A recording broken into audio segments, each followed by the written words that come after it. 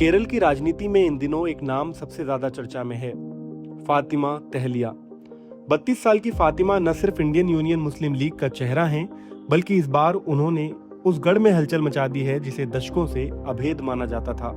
मैदान है पेराम्बरा, एक ऐसी सीट जहां सालों से लेफ्ट यानी सीपीआईएम का लाल परचम लहराता रहा है।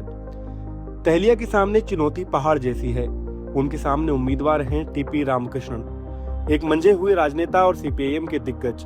लेकिन इस बार हवा कुछ बदली हुई लग रही है। लोग इसे तहलिया वेव कह रहे हैं। लेकिन ये राह जितनी चमकदार दिखती है उतनी ही कांटों भरी है। जैसे जैसे तहलिया की लोकप्रियता बढ़ रही है, उन पर हमलों की बौछारें भी तेज हो गई हैं। ये हमले उनकी नीतियों पर कम, उनकी पहचान पर ज्यादा हैं।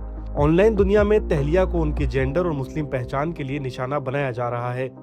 नफरत भरे कमेंट्स, भद्दे मीम्स और उनके राजनीतिक विश्वास का मजाक उड़ाते हुए वीडियो सोशल मीडिया पर मानो एक जंग का मैदान बन गए हैं।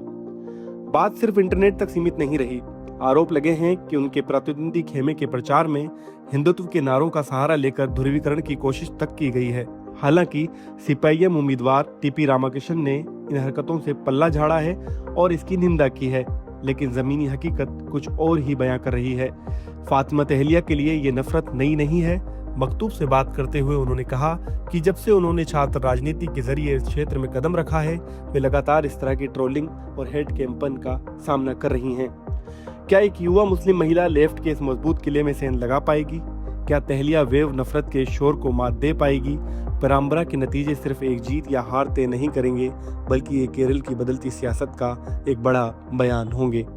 See, cyber attack is not a new thing for me.